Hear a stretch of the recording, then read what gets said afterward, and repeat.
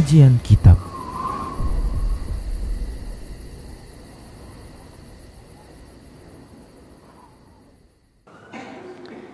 Bismillah, Assalamualaikum warahmatullahi wabarakatuh.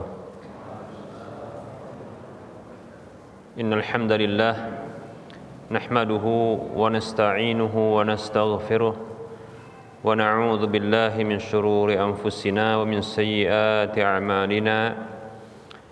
Man yahdihillahu fala mudilla lahu wa man yudlilhu fala hadiya lahu. Wa asyhadu an la ilaha illallah wahdahu la syarika lah. Wa asyhadu anna Muhammadan abduhu wa rasuluhu sallallahu alaihi wasallam. Qala Allah tabaraka wa ta'ala, ya ayyuhalladzina amanu taqullaha haqqa tuqatih wa la tamutunna illa wa antum muslimun. يا أيها الناس اتقوا ربكم الذي خلقكم من نفس واحدة وخلق منها زوجها وبث منهما رجالا كثيرا ونساء واتقوا الله الذي تساءلون به والأرحام إن الله كان عليكم رقيبا يا أيها الذين آمنوا اتقوا الله وقولوا قولا سديدا يصلح لكم أعمالكم ويغفر لكم ذنوبكم ومن يطع الله ورسوله فقد فاز فوزا عظيما أما بعد فإن أصدق الحديث كتاب الله وخير الهدى هدى رسول الله صلى الله عليه وسلم وشر الأمور محدثاتها وكل محدثة بدعة وكل بدعة ضلالة وكل ضلالة في النار. Alhamdulillah, segala puji dan sanjungan hanya untuk Allah tabaraka wa ta'ala. Salawat dan salam tak lupa kita ucapkan untuk Nabi-Nya Muhammad sallallahu alaihi wasallam. Para hamba Allah rahimani wa rahimakumullah, kita masih membahas tentang fikih haji dan umrah, dan kita juga masih bahas tentang larangan-larangan ihram. Ini adalah bagian ya dari pembahasan rukun yang pertama dari haji, yaitu ihram. Namun larangan ihram ini bukan hanya berlaku bagi haji saja, namun juga berlaku bagi orang yang ihram untuk umrah. Orang yang haji ataupun umrah, maka ada kondisi di mana dia akan masuk, karena itu termasuk dari rukunnya, yaitu ihram. Rukun yang pertama adalah ihram. Nah, ketika sudah masuk ihram di tempat miqatnya, maka kondisinya ketika itu ihram. Ya, orangnya disebut dengan muhrim. Ya, bagi laki-laki, bagi perempuan muhrimah. Maka berlaku baginya larangan-larangan ihram. Ada hal-hal yang dilarang untuk dilakukan. Baik, larangan-larangan ihram sebagaimana yang sudah kita bahas, dan ini sebagai bentuk murojaah, perulangan, bahwa itu ada dua. Bentuknya ada dua. Larangan yang bisa merusak manasik haji ataupun umrohnya. Dan itu cuma satu saja, yaitu jima', hubungan badan, ya, yaitu masuknya kemaluan kepada kemaluan, demikian, ya. Nah, ini merusak haji dan umroh, merusak haji dan umroh, dan orangnya dikenakan denda, yaitu berupa pembayaran ya unta, ya.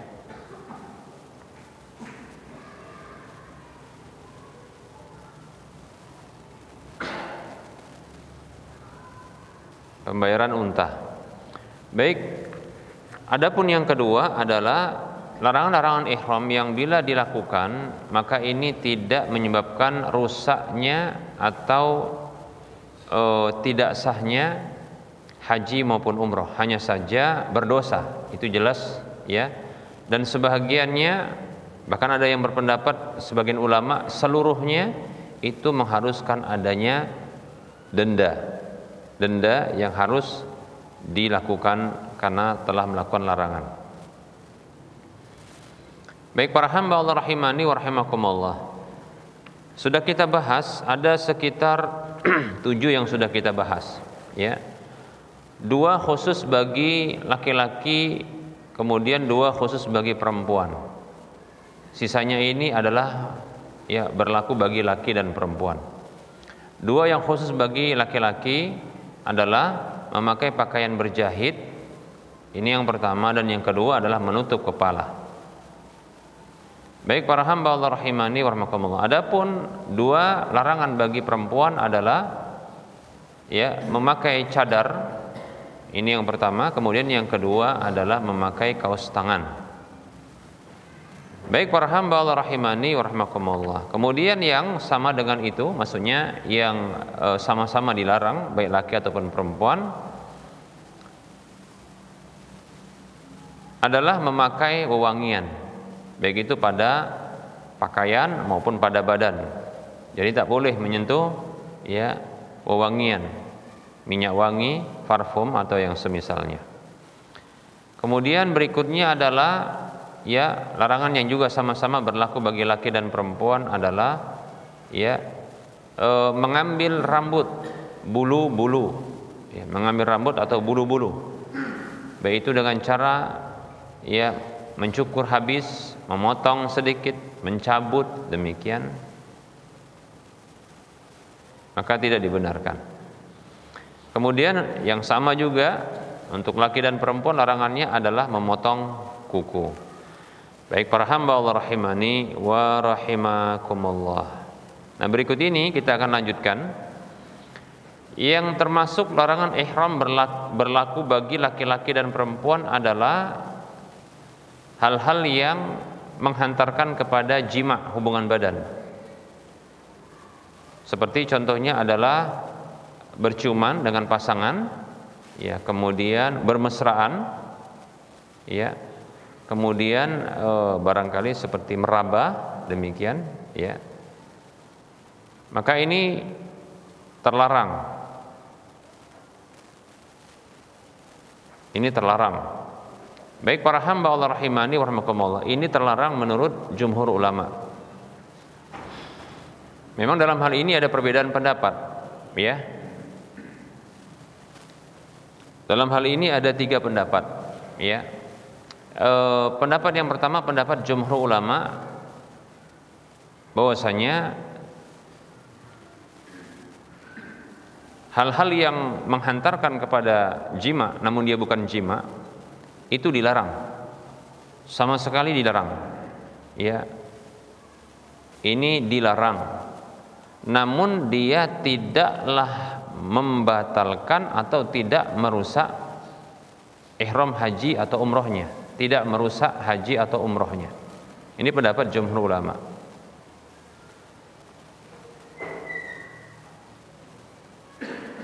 Nah, kalau dilakukan maka ada denda yang dilakukan yang harus dibayarkan, yaitu ya menyembelih kambing,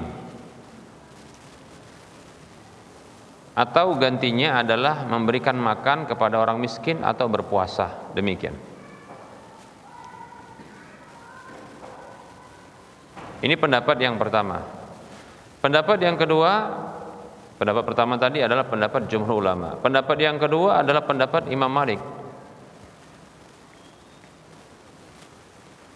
Pendapat pertama kita ulangi, pendapat jumhur ulama bahwasanya ketika ya terjadi contohnya adalah hal-hal yang menghantarkan kepada hubungan badan ini atau jima ini, seperti contohnya bercumbu, ya, bermesraan, berciuman, gitu ya, menyentuh, meraba, ya, ini tentunya adalah suami istri, ya, maka ini terlarang, ya, ini terlarang. Baik para hamba Allah rahimani wa rahimakumullah, bila dilakukan secara sengaja maka ini bisa dikenakan denda. Ini bisa dikenakan denda. Baik itu ketika cumbuan itu mengakibatkan keluarnya mani ataupun tidak keluarnya mani. Namun kesimpulannya adalah tidak rusaknya haji dan umrohnya. Ini pendapat jumhur ulama. Kemudian pendapat yang kedua, pendapat Imam Malik. Imam Malik merinci, ya, kalau cumbuan atau ciuman atau sentuhan tersebut menyebabkan keluarnya mani, maka ini bisa menyebabkan batal atau rusaknya haji atau umrohnya. Dan wajib nanti dia kalau haji untuk haji di waktu berikutnya. Demikian. Itu kalau keluar mani. Kalau tidak keluar mani, ya hanya sekedar ya bermesraan saja, ya, dan tidak ada hubungan badan, maka hanya membayar dendanya saja. Baik, ini pendapat Imam Malik. Kemudian pendapat yang ketiga adalah pendapat Ibnu Hazm yang mengatakan bahwasanya boleh untuk bermesraan, boleh, ya, untuk bermesraan boleh, untuk berciuman boleh, ya, bersentuhan boleh, yang penting nggak boleh hubungan badan, begitu. Kenapa? Karena karena beliau memahami bahwasanya yang dimaksudkan dalam ayat yang menyatakan ya adanya larangan rafas, ya, seperti Allah berfirman dalam surah Al-Baqarah 197, Allah katakan a'udzu billahi minasyaitonir rajim faman farada fihinnal hajja fala rafatha wala fusuqa wala jidala fil hajj. Siapa saja yang telah masuk ke dalam haji tersebut, ya, siapa saja yang telah masuk dalam haji tersebut, maka janganlah dia melakukan rafas, jangan dia melakukan dosa-dosa, kefasikan, keluar dari ketaatan, yaitu melakukan kemaksiatan, dan jangan dia melakukan pertengkaran. Rafas, kata Ibnu Hazm, adalah itu jima saja. Nah, pendapat yang tepat adalah sebagaimana yang dinyatakan oleh Ibnu Jarir, ya, rafas itu adalah jima dan apa saja yang menghantarkan kepada jima, ya, yaitu hal-hal yang menghantarkan, ya, mengarah kepada jima tersebut, seperti ya cumbuan, ya, kemudian mesraan, ya, ciuman dan seterusnya. Demikian, ya. Hanya saja yang dapat merusak, ya, yang merusak haji atau umroh adalah jima itu. Baik, pendapat yang kuat di sini adalah dari tiga pendapat yang disebutkan, ya, terkait dengan hal-hal yang menghantarkan kepada jima tersebut seperti cumbuan, ya, mesraan dan ciuman dan yang semisalnya. Nah, ini pendapat jumhur itu adalah, ya, tidak merusak haji ataupun umroh, baik itu keluar mani ataupun tidak keluar mani, dan itu merupakan, ya, hal yang dilarang. Demikian, ya. Baik, kita akan sebutkan pernyataan Al-Imam An-Nawawi rahimahullahu ta'ala dalam kitab Al-Majmu' Syarhul Muhadzab. Disebutkan di jilid yang ke-7 di halaman 306, beliau mengatakan fatahrumul mubasyaratu bisyahwatin kal mufakhadati wal qublati wal lamsi bil yadi bisyahwatin qabla tahallulaini. Dia mengatakan diharamkan bercumbu dengan adanya syahwat, seperti bersilangannya paha. Maksudnya ini adalah bentuk mesraan dengan menyilangkan paha, demikian, ya, ke pasangannya. Atau mencium atau menyentuh dengan tangan, maksudnya meraba, dengan adanya syahwat, ya, sebelum, ya, bertahalul yang pertama dan yang kedua. Ini berarti bicara tentang haji. Wa fi ma baina tahallulaini khilafun. Dan adapun pada apa yang di antara dua tahallul, maksudnya sudah tahallul awal namun belum tahallul yang kedua, apakah boleh, ya, bermesraan seperti ini, maka ini khilafun, ada perbedaan pendapat. Wa mata sabata at-tahrimu fabasyara amdan bi syahwatin lazimathul fidyatu. Nah, kapan saja seorang yang dalam kondisi ihram ya dan telah tetap baginya larangan tersebut, lalu dia melakukan cumbuan secara sengaja dengan adanya syahwat, maka wajib baginya untuk membayar fidyah, yaitu tebusan. Wahia syatun, yaitu fidyahnya berupa syatun, yaitu kambing. Ini adalah dam, ya, dendanya. Au badaluha, atau pengganti dari kambing tersebut, minal it'ami awis siyami, ya, baik itu memberi makan orang miskin atau berpuasa. Wala yalzamuhu al-budnatu bila khilafin sawa'un anzala am la. Dan tidak ada kewajiban untuk membayar dengan unta, ya, tanpa ada perbedaan pendapat, baik itu dia keluar mani ataupun tidak keluar mani. Ya, dalam kondisi bercumbu atau ciuman atau bermesraan, keluar mani atau tidak keluar mani, maka di sini, ya, kata beliau, ini tidak ada pembayaran, ya, dengan unta, demikian. Wa innama tajibul budnatu fil jima'i. Sesungguhnya kewajiban untuk membayar dengan unta itu adalah pada kasus jima, yaitu dalam kondisi haji atau umroh dia melakukan jima, hubungan badan. Wala yafsudu ya nusukuhu bil mubasyarati bi syahwatin bila khilafin. Dan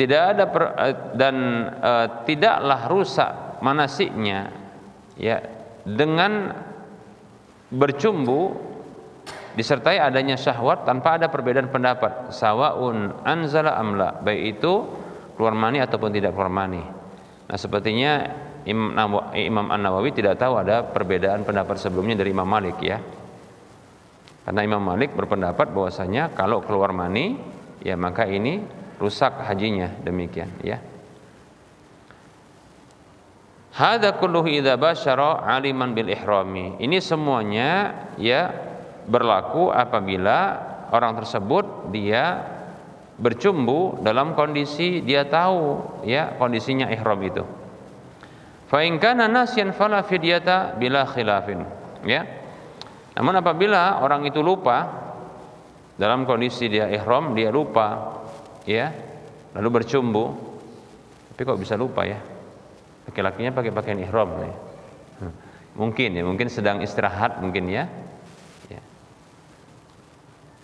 Lalu dia mungkin peluk istrinya di sebelahnya, mungkin begitu, ya. Maka tidak ada tebusan, ya, fidyah tanpa ada perbedaan pendapat. Baik, nah, seperti itu.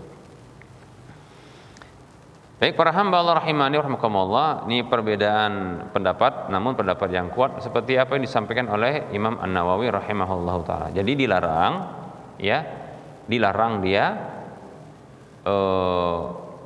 dan kalau dalam kondisi tahu orang yang melakukan larangan tersebut, ya, larangan ihram itu dalam kondisi ihramnya dia tahu, maka dia kena pembayaran denda, demikian, yaitu bayar 1 ekor kambing, bukan unta tapi kambing, demikian, ya.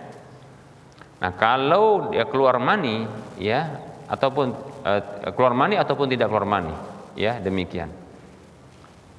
Keluar mani ataupun tidak keluar mani, hanya sekedar cumbuan saja, tidak sampai jima, hubungan badan, maka ini dilarang dan ada tebusan yang harus dibayarkan, dan ini tidaklah merusak haji dan umrohnya, demikian, dan tidak harus menebus, ya, dengan unta, demikian. Wallahu ta'ala alam. Baik, berikutnya,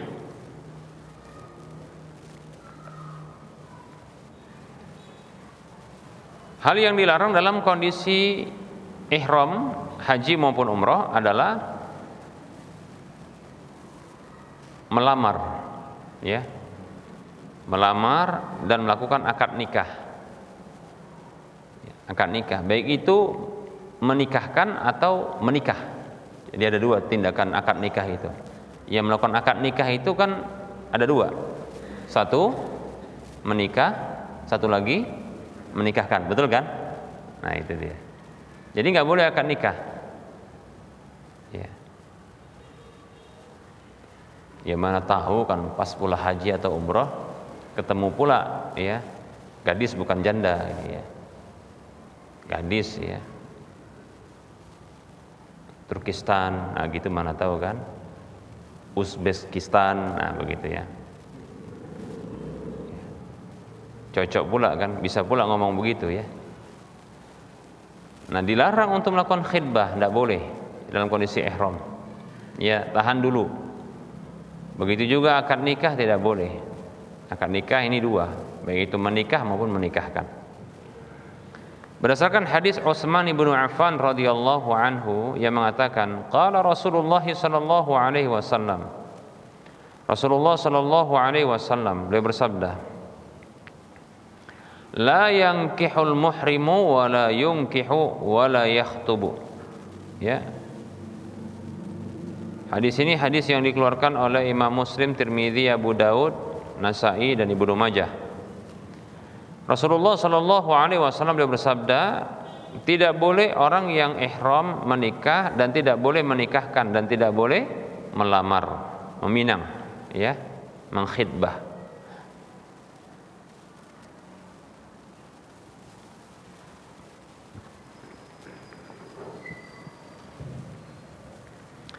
Imam Tirmidzi mengatakan setelah meriwayatkan hadis ini, ya, wal amalu ala hadza 'inda ba'di ashabin nabi sallallahu alaihi wasallam wa bihi yaqulu Malik wa Syafi'i wa Ahmad wa Ishaq wa la yarawna an yatazawwaja al muhrimu wa in nakaha fa nikahuhu batilun. Ya, Imam Tirmidzi mengatakan, ya, pengamalan terhadap hal ini itu berlaku bagi sebahagian sahabat Nabi sallallahu alaihi wasallam. Dan dengan pendapat inilah Imam Malik berpendapat, Imam Syafi'i, Imam Ahmad, Imam Ishaq, ya, rahimahumullah. Dan mereka berpandangan atau berpendapat bahwasanya ya tidak boleh orang yang ihram itu menikah. Apabila dia menikah maka nikahnya batal. Nah, begitu. Baik para hamba Allah rahimani wa rahimakumullah. Ini pendapat jumhur ulama, ya, ini jumhur ulama, Imam Malik, Syafi'i, Imam Ahmad. Berbeda dengan Imam Abu Hanifah dan sebagian ulama yang lain seperti contohnya Imam Sufyan Ats-Tsauri mengatakan boleh nikah. Boleh nikah. Apa alasannya? Ternyata ada dalil dan hadisnya sahih. Hadisnya sahih. Ya. Maka kita katakan kadang perbedaan pendapat ini bisa jadi karena memang ya masing-masing ulama itu punya dalilnya. Satu sahih hadisnya, riwayat Muslim, ya, dan yang lainnya. Nah, yang ini hadisnya lebih tinggi derajatnya. Riwayat Bukhari Muslim, bahkan muttafaqun alaihi. Ya.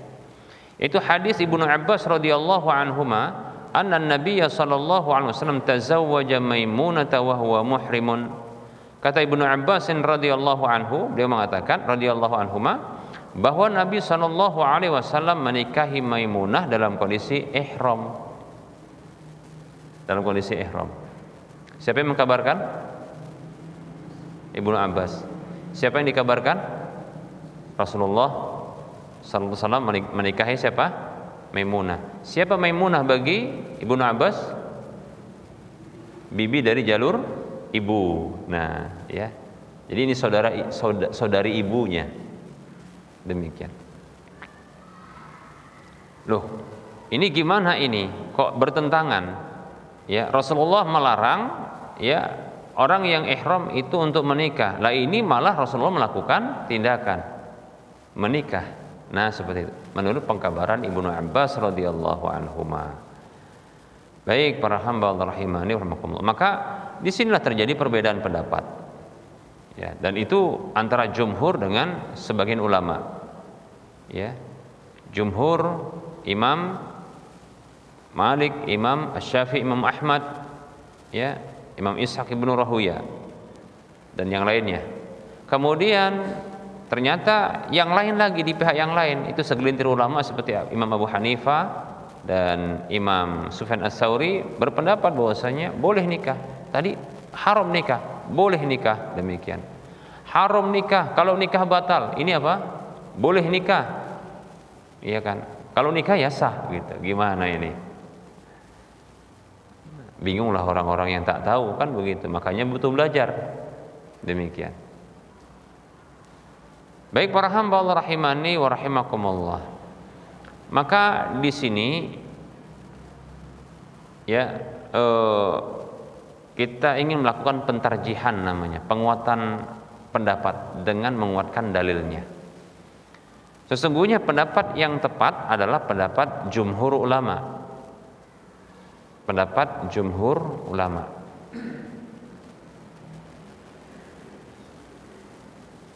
Kalau tarjih Ustadz, ya pendapat jumhur ulama berarti kita mentarjih, itu menguatkan pendapat jumhur dan melemahkan pendapat segelintir Imam Abu Hanifah dan Imam Sufyan Ats-Tsauri. Ini kok bisa dilemahkan? Berarti tarjih yang dilakukan.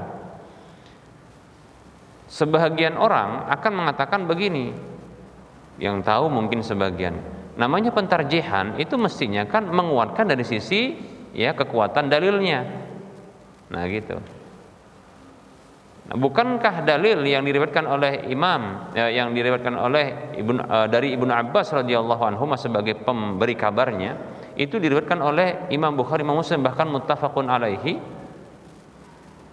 Sementara ya larangan dari Rasulullah itu diriwayatkan oleh Imam Muslim, wah kalah kuat ini gitu. Makanya mestinya yang ditarjih itu dikuatkan adalah pendapatnya Imam Abu Hanifah, berarti boleh gitu. Nah, jadi tarjihnya dari sisi yang lain, demikian. Pertama, dari sisi yang lain. Yang pertama adalah ketika kita mendapatkan larangan dari Nabi Shallallahu Alaihi Wasallam, namun Nabi terkadang melakukannya, maka ini ada indikasi bahwasanya larangan itu berlaku bagi umat Nabi SAW, sementara apa yang dilakukan Nabi itu bisa khusus bagi Nabi SAW. Nah, itu cara mentarjih namanya dari sisi yang lain. Tapi ini ternyata tidak berlaku dalam kasus ini. Tapi ini maksudnya adalah bentuk pentarjihan, bentuknya umum. Jadi kalau kita dapatkan sebuah larangan yang diucapkan oleh Nabi SAW, lalu kita dapatkan Nabi melakukannya, maka ketahuilah bisa jadi ya larangan itu berlaku bagi umat Nabi, dan sesuatu yang dilarang itu boleh bagi Nabi secara khusus, namanya itu khususiyah. Paham ya? Apa contohnya? Larangan untuk menikah lebih dari 4. Kok gini be? Cepet kali ya. Oh, tanggap AB ini, BB ini ya. 4. Enggak boleh 4. Ya. Allah mengatakan fankihu ma taba lakum minan nisa'i masna wa sulasa wa ruba'. Nikahilah wanita yang baik itu ya 2, 3 dan 4. Ternyata ini pembatasan.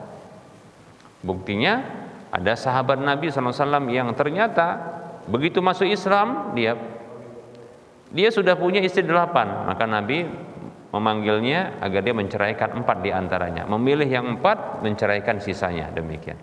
Nah seperti itu. Baik ya. Didapatkan ternyata Nabi malah 9 istrinya. Nah gitu dia. Nah di sini kita dan para sahabat mengetahui radhiyallahu anhum ajma'in bahwasanya larangan itu berlaku bagi umat Nabi, tapi itu khusus bagi Nabi, boleh diberlakukan hal itu. Bisa dipahami ya. Itu contoh kasus ya. Mau dilanjutkan kira-kira masalah poligami? Oh belum ya, enggak usah dulu ya. Ini bahasnya tentang haji ya. Baik ya, itu contoh. Tapi ternyata dalam kasus ini tadi itu kaidah begitu itu enggak diberlakukan. Karena ada jawaban yang sangat telak sekali. Telak atau telak? Telak ya. Pokoknya kuat sekali. Ternyata apa yang dikabarkan oleh Ibnu Abbas radhiyallahu anhuma tentang pernikahan Maimunah radhiyallahu anha, bibi beliau itu yang dinikahi oleh Nabi, ternyata berbeda pengkabaran dari sang pelaku kisah, yaitu bibinya Maimunah sendiri. Beliau mengkabarkan bahwasanya ya, dia itu dinikahi oleh Nabi SAW dalam kondisi Nabi sudah tahallul. Nah, itu dia.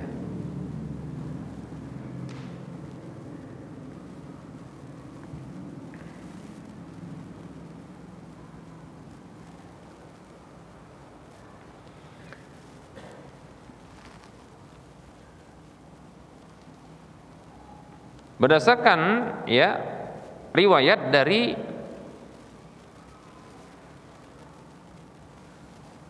Yazid ibn al-Asam rahimahullahu ta'ala, ia mengatakan, haddatsatni Maimunah radhiyallahu anhu bintul Harisi radhiyallahu anha bintul Harisi anna Rasulullah sallallahu alaihi wasallam tazawwajaha wa huwa halalun. Qala wa kanat khalati wa khalata ibni Abbas radhiyallahu anhuma. Ya. Nah, pengkabaran Yazid ibn al-Asam. Yazid ibn al-Asam ini ternyata ya adalah dia sepupuan sama ya, sepupuan sama Ibnu Abbas, dan sama-sama bibinya ya adalah Maimunah. Dia mengatakan ya, Yazid ibn al-Asam radhiyallahu rahimahullah, sepertinya ini adalah dia adalah tabi'in ya, atau boleh juga kita doakan radhiyallahu anhu. Ia mengatakan Maimunah bintul Haris radhiyallahu anha telah menceritakan kepadaku bahwasanya Rasulullah SAW itu menikahinya dalam kondisi beliau halal. Tahallul itu maksudnya tahallul sudah, demikian. Lalu Yazid ibn al-Asam mengatakan, wa kanat khalati wa khalata ibn Abbasin, dan dia itu Maimunah itu adalah bibiku sekaligus bibinya Ibnu Abbas. Nah, gitu dia. Jadi dua sepupuan ini berbeda periwayatannya, demikian. Nah, ini diriwayatkan oleh Imam Muslim, Abu Daud, Tirmidzi dan Ibnu Majah. Ya. Dalam riwayat yang lain ya, yang menceritakan adalah apa? Abu Rafi yang menceritakan. Tapi ini didhaifkan oleh sebagian ulama, dhaif ya. Abu Rafi mengatakan tazawwaja Rasulullah SAW ya Maimunata wa huwa halalun wa bana biha wa huwa halalun wa kuntu ana ar-rasula fima bainahuma. Kata Abu Rafi radhiyallahu anhu ya, Rasulullah sallallahu alaihi wasallam menikahi Maimunah radhiyallahu anha dalam kondisi beliau halal, sudah tahallul, dan beliau ya menggauli Maimunah itu dalam kondisi halal ya, dan aku halal itu maksudnya sudah tahallul, tidak dalam kondisi ihram ya, sudah selesai dari haji, demikian ya. Sementara dan akulah yang menjadi utusan di antara keduanya, maksudnya jadi comblang. Jadi Abu Rafi itu jadi comblang. Cuma riwayat ini riwayat didhaifkan oleh sebagian ulama, tapi menjadi kuat dengan riwayat sebelumnya. Yang kuat adalah riwayat sebelumnya, Yazid ibn al-Asam ya, Yazid ibn al-Asam, demikian. Ini malah yang menceritakan bibinya sendiri yang cerita sama dia ya, radhiyallahu anhuma ya. Dia Rasulullah menikahi Maimunah dalam kondisi Rasulullah sudah tahallul, sudah selesai ihramnya, demikian. Nah, maka inilah yang menguatkan pendapat jumhur ulama Loh Ustaz, gimana kok bisa ya hadis yang sahih tapi kok dilemahkan? Hadisnya sahih kok lemah? Maka kita katakan ya, sahihus sanadi ya itu sahih sanadnya, namun ya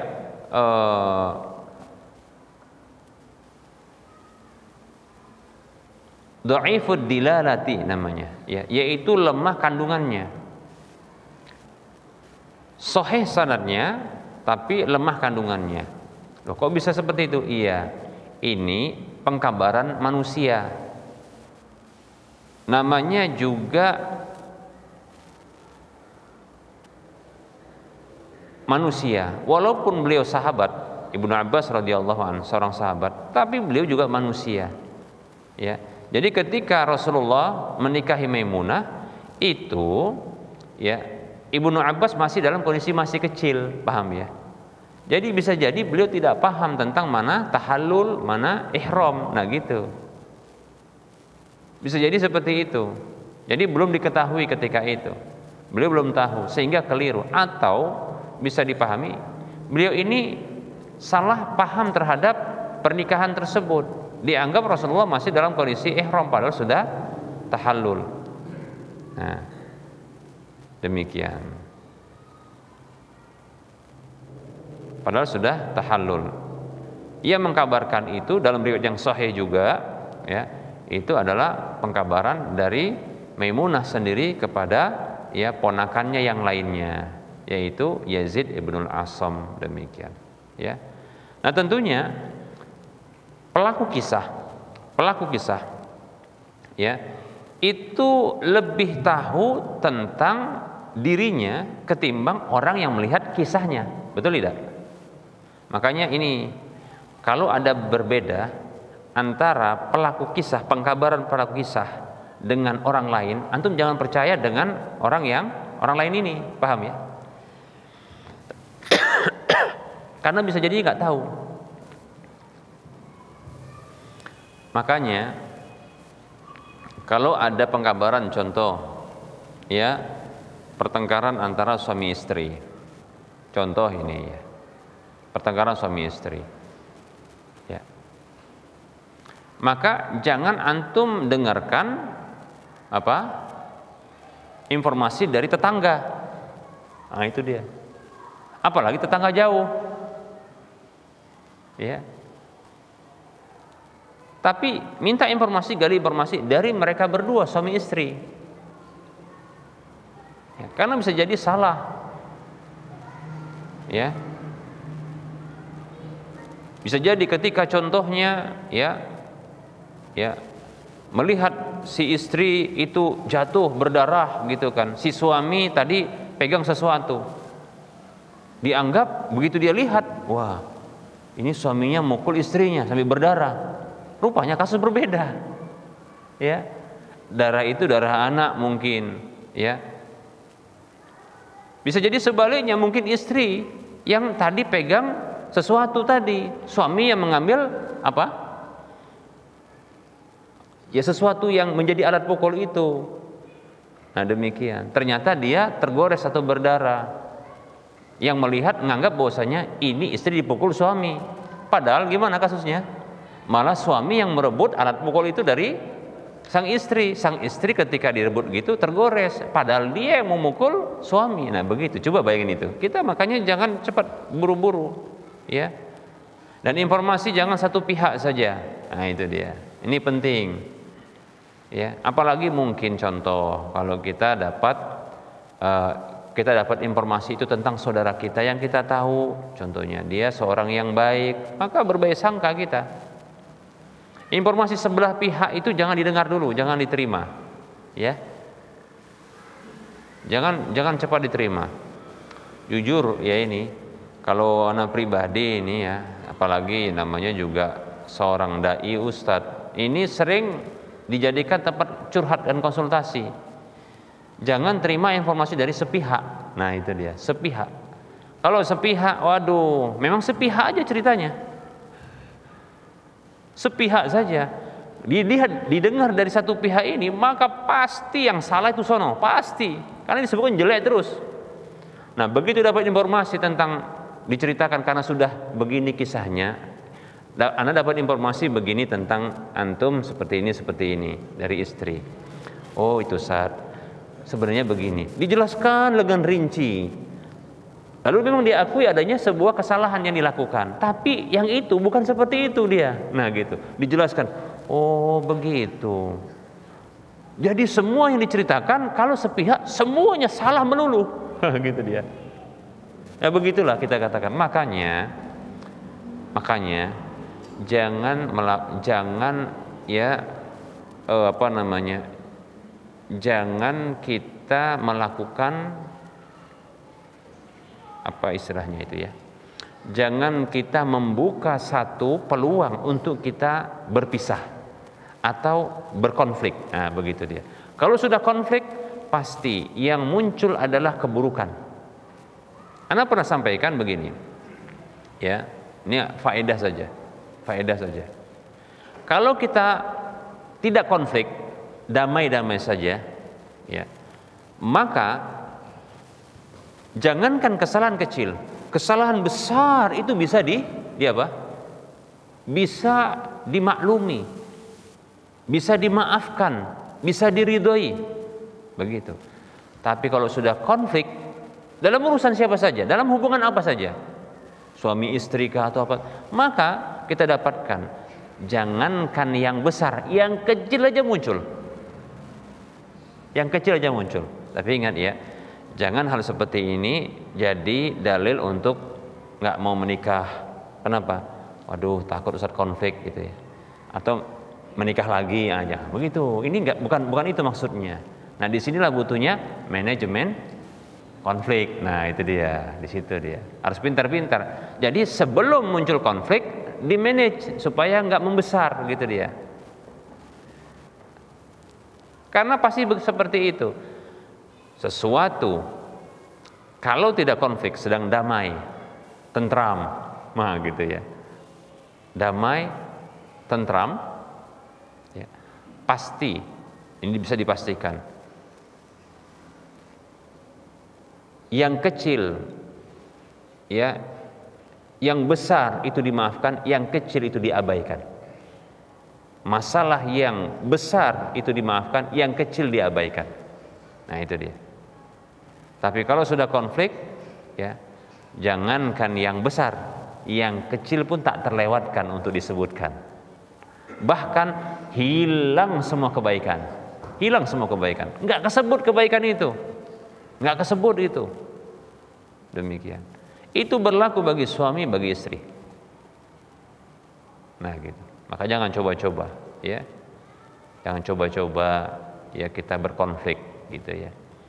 Yang ada kita memadamkan konflik, demikian, ya. Meminimalisir konflik, demikian. Ingat, nah, tekankan balik ya. Ini bukan menjadi alasan bagi orang yang jomblo nggak menikah karena takut konflik. Atau orang yang sudah menikah mau menikah lagi, ya, dia takut konflik. Jangan, bukan itu maksudnya. Ini masalah kepiawaian di dalam manajemen konflik. Nah, gitu. Jangan jadi penakut. Ya. Baik ya. Nah, ini faedah sedikit, ya. Faedah sedikit. Jadi kita pun ya dalam kondisi ketika menerima berita itu cross check. Nah, itu dia, cross check. Ya. Cross check, ya.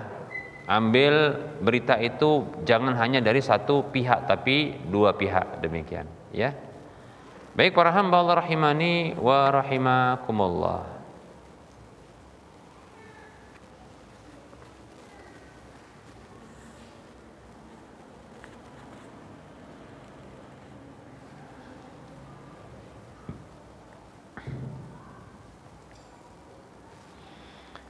Barangkali ya Ini saja yang bisa kita sampaikan, ya, beserta dengan faedah tadi sudah kita sebutkan. Insyaallah taala masih tersisa beberapa larangan-larangan ihram, ya. Insyaallah taala ke depan kita akan sempurnakan insyaallah taala. Baik, kita cukupkan untuk penyampaian materi. Kita buka sesi soal jawab. Bagi yang mau bertanya dipersilakan.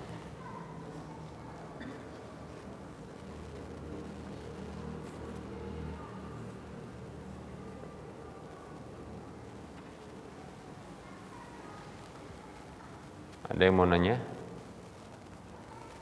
Baik. Manajemen konflik? Bukan, ya.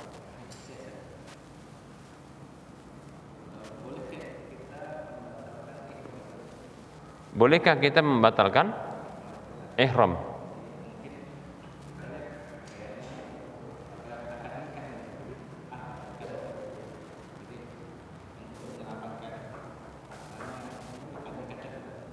Untuk menyelamatkan akad nikah. Baik, jadi pertanyaannya, bolehkah membatalkan ihram? Ya. Bolehkah membatalkan ihram? Ya. Karena supaya tidak terganggu akad nikahnya, gitu ya. Jadi mau akad nikah di sana kira-kira gitu ya.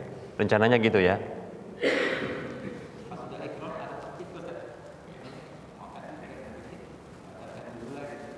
Baik, seseorang yang sudah masuk ke dalam ihram maka dia tidak bisa dibatalkan, ya, tidak bisa membatalkan ihram, ya. Kenapa? Karena memang ada larangan untuk membatalkan sebuah amalan, ya, amal ibadah bila tidak ada hal-hal yang memang bisa membatalkannya.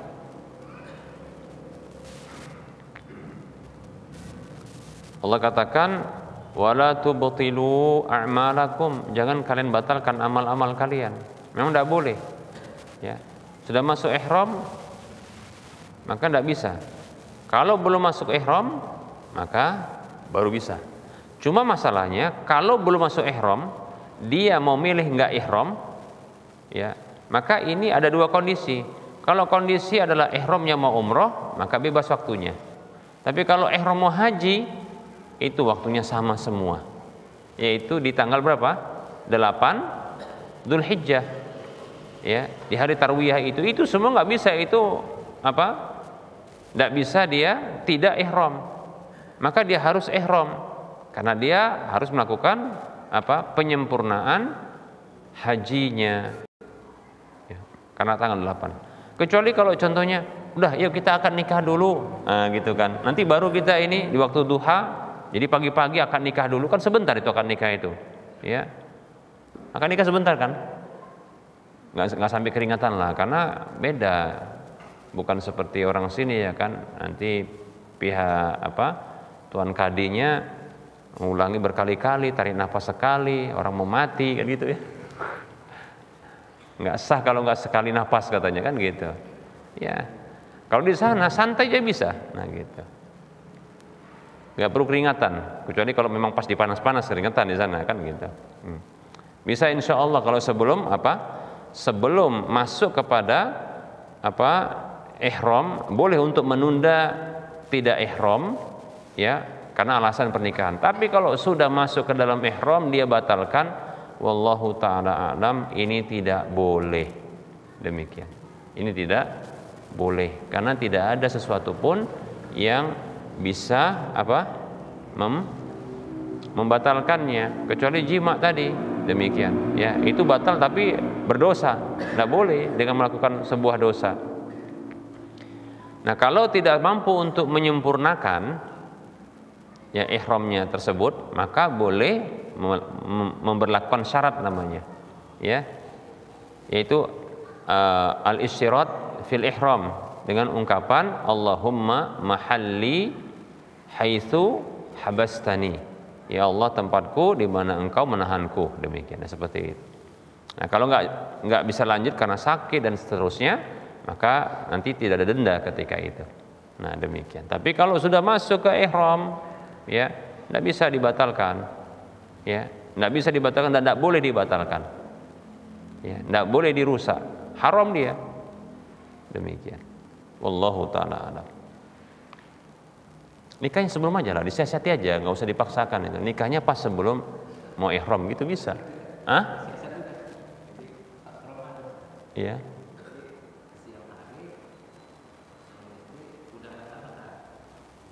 Siang hari mereka sudah nggak tahan, nggak tahan. Siang hari nggak tahan. Oh, udah nggak tahan dia.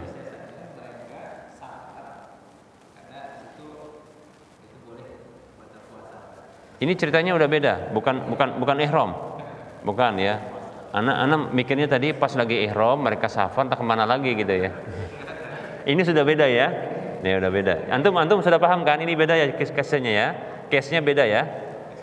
Case-nya sudah beda. Jadi ini bukan haji umroh ya. Ini terkait dengan apa? Dengan puasa. Ya. Sedang di tanah air atau sedang di tempatnya, tempat mukimnya. Dalam kondisi berpuasa, mereka tidak tahan. Ya, tidak tahan untuk melakukan hubungan badan. Lantas salah satu ya membisikkan dengan bisikan seton gitu ya. Atau membisikkan ya untuk yuk kita safar. Ya, agar dapat dispensasi ya tidak berpuasa dan nanti hubungan badan, demikian. Nah, seperti itu ya. Itu kasusnya. Paham ya? Terus gimana yang begitu? Baik, para ulama berbeda pendapat. Ya, para ulama berbeda pendapat. Kalau memang ini pendapat pertama, pendapat yang mengatakan bahwasanya diharamkan, itu bentuk hilah. Bentuk hilah saja. Hilah untuk melakukan keharaman, ya. Maka pendapat pertama ini diantaranya yang berpendapat seperti ini adalah Syekh Muhammad Shalih Utsaimin rahimahullahu taala. Beliau berpendapat bahwasanya itu bentuk hilah kalau memang seseorang yang dia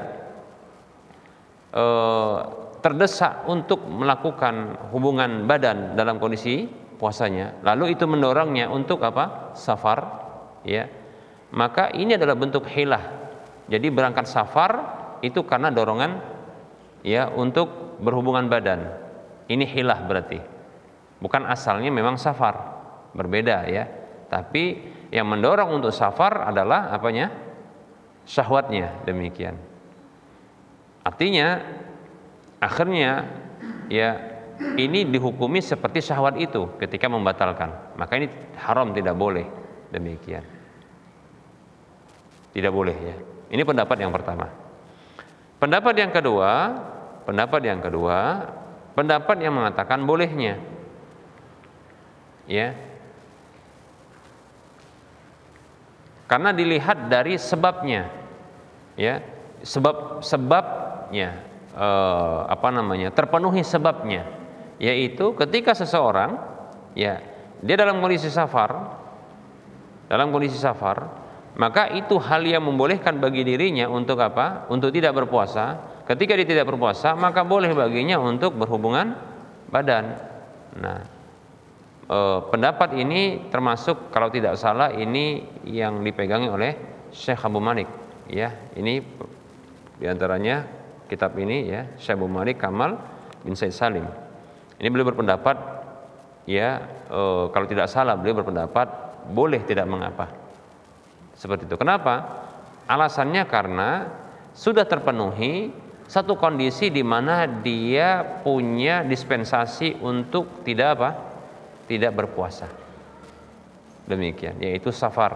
Nah, ketika dia tidak berpuasa, maka boleh baginya untuk hal-hal yang dilarang dalam puasa tersebut. Nah, gitu dia. Wallahu ta'ala alam. Kalau ditanya mana pendapat yang kuat, kalau anak pribadi nunggu malam aja ya. Nunggu malam aja. Kenapa? Kalau safar biaya lagi, kan itu masalahnya ya. Safar biaya lagi. Karena capek juga kan gitu ya. Mending energinya dibuat nanti malam aja gitu. Sabar ya kan.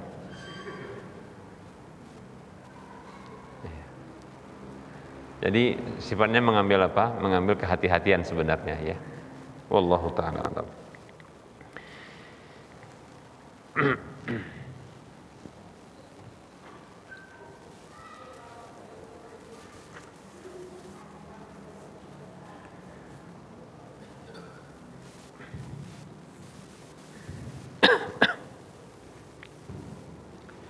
Baik, ada pertanyaan lewat chatting WhatsApp ini ya. Assalamualaikum warahmatullahi wabarakatuh. Ustaz, apa hukumnya men-share ilmu dan informasi lainnya ke grup medsos yang mana grup tersebut memiliki aturan-aturan mengenai pihak-pihak yang diperbolehkan men-share dan membatasi poin-poin yang boleh di-share? Direkam atau enggak? Langsung aja. Rekam.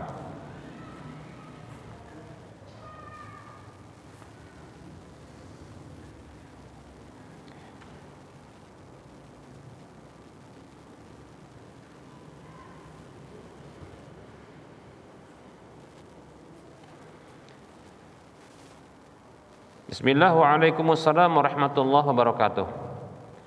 Seorang muslim itu wajib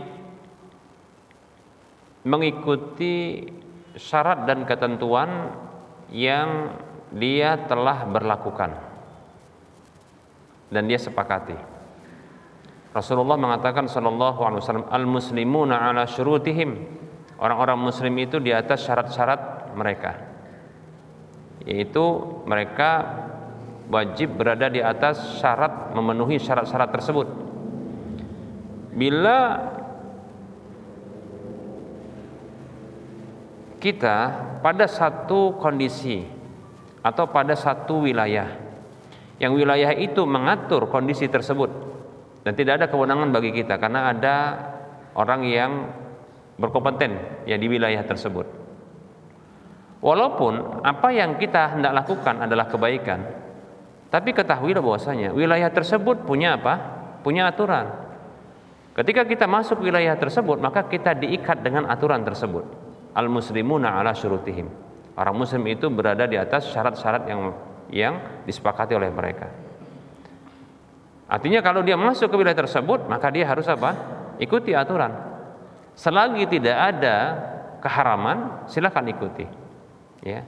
Tapi kalau kita dibatasi ini dan itu tidak ada keharaman, hanya saja mungkin kita nggak mendapatkan keafdolan, ya, maka tidak mengapa dan wajib bagi kita untuk ngikutin aturan tersebut, begitu. Paham tidak? Paham kan? Nah begitu. Itu dalilnya. Nah ikuti. Itu sama seperti kalau kita masuk ke rumah orang lain, lalu kita dilarang ini dan itu. Padahal ini dan itu tadi itu boleh-boleh aja. Tapi masalahnya itu rumah orang. Kan kurang ajar kalau dilarang terus dia buat, kan gitu kan. Paham tidak? Itu ilustrasi yang tak akan pernah basi gitu ya. Nah begitu. Bukan lantas ini kan kebaikan, kenapa dilarang begini begitu. Iya, Anda cuma dibatasi saja. Anda masuk ke wilayah orang lain. Kan gitu. Nanti kalau orang lain masuk ke wilayah Anda, lalu Anda berlakukan ada aturan begini begitu, orang lain juga nggak mengindahkan, Anda pasti marah, betul tidak? Nah gitu. Maka cobalah jadi orang yang taat. Nah gitu dia. Jadi orang yang taat aturan. Jangan ketika contohnya terkait dengan dirinya dia mau bebas, tapi kalau orang lain nggak boleh bebas di tempat dia. Nah nggak boleh begitu. Biasakan jadi orang taat, seperti itu ya. Kita seorang mukmin itu seperti itu. Al-muslimuna ala syurutihim. Orang muslim itu berada di atas syarat-syarat yang mereka sepakati. Bisa dipahami ya? Wallahu ta'ala a'lam.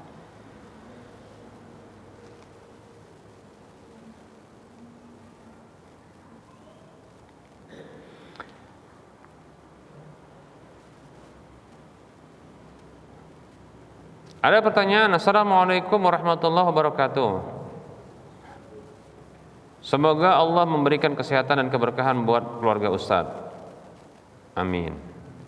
Ustaz, saya mau bertanya tentang akhir-akhir ini sering beredar informasi mengenai kekerasan, baik penganiayaan maupun pembunuhan dan lainnya.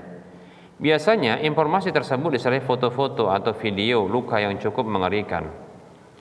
apakah boleh kita men-share foto-foto tersebut atau video tersebut agar memperingatkan masyarakat ya untuk berhati-hati?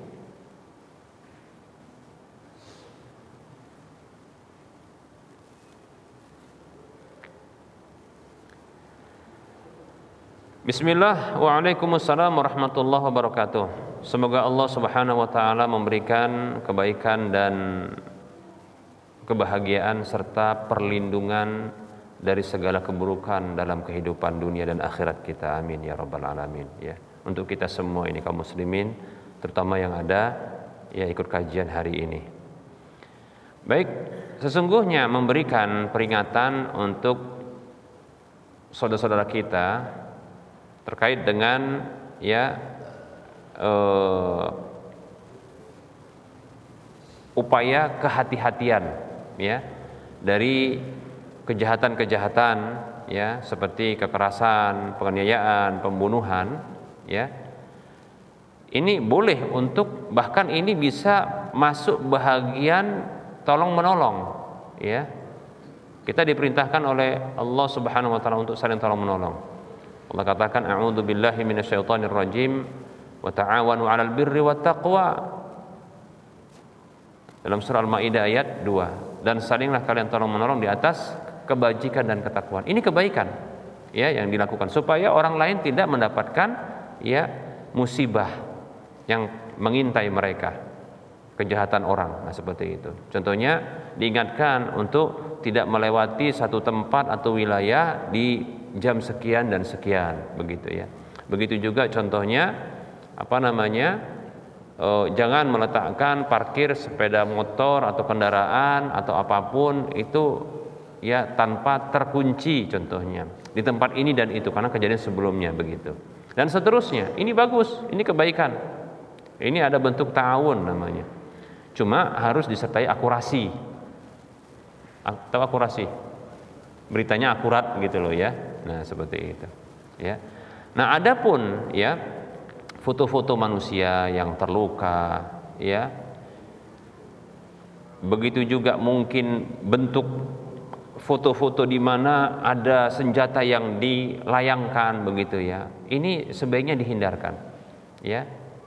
Ini sebaiknya dihindarkan. Mengapa demikian ya? Pertama, ini dalam rangka untuk ya menjaga privasi orang tersebut. Begitu juga menjaga sebagian orang yang tidak tega melihat saudaranya terluka atau kondisi luka. Terkadang ada orang yang dia melihat itu dia mau muntah. Terus kadang dia lihat darah dia mau pingsan. Nah, itu kita katakan kita harus jaga itu juga ya. Nah, ini sebaiknya tidak demikian. Apalagi contohnya foto-foto pembunuhan dalam bentuk mutilasi demikian. Ini tidak usah disebarkan. Ya. Karena mohon maaf ya, keburukan kalau dia dipublikasikan ini akan menjadi contoh. Tapi kalau sifatnya pewaspadaan, cukup berita saja disampaikan, paham ya? Berbeda halnya apabila keburukan itu dipublikasikan. Maka ini akan menjadi sebuah sunnah yang buruk, kebiasaan yang buruk. Karena apabila keburukan itu diekspos, maka orang akan mudah mencontohnya. Kenapa? Karena mereka punya sifat bahwasanya, oh ternyata keburukan yang tabu itu sudah ada yang memulai. Nah, begitu, paham ya? Maka jangan di-share, jangan dipublikasikan, tidak usah. Yang kita publikasikan itu adalah kewaspadaannya. Nah, gitu. Kehati-hatiannya, tapi bukan kejahatannya itu harus dipublikasikan. Harus dibedakan ya. Saya kira yang saya bicara ini cerdas semua insya Allah ya. Jadi bisa paham ya maksudnya ya. Jangan kejahatan itu dipublikasikan. Makanya contoh ini yang saya selalu kritisi itu. Polisi melakukan reka ulang pembunuhan, lalu diekspos, dimasukkan televisi dan itu. Itu saya yakin ya, secara syar'i itu nggak boleh. Secara syar'i itu nggak boleh. Kenapa? Karena keburukan kalau diekspos ini akan membuat contoh. Nah, gitu ya. Kemudian ya saya yakin pengamat pendidikan ini pasti akan komentar. Islam aja tidak bolehkan itu. Ya, keburukan kalau diekspos ini akan membuat orang mencontoh. Setidaknya akan hilang rasa apa? Rasa risih terhadap keburukan itu. Tadinya tabu, tapi menjadi apa? Biasa karena sudah diekspos, orang sudah paham. Nanti orang akan menghilangkan nyawa dengan cara yang seperti disebutkan, bahkan lebih apa? Lebih canggih lagi kan begitu. Nah, demikian. Kebaikan yang diekspos, contohnya poligami itu diekspos. Ya, itu seperti itu harus diekspos ya. Ya, kebaikan-kebaikan yang bisa dicontoh. Tapi kalau keburukan jangan. Nah, itu. Bisa dipahami ya. Demikian ya. Wallahu ta'ala a'lam. Baik, barangkali ini saja yang bisa kita sampaikan karena sudah 1 jam kurang lebih ya.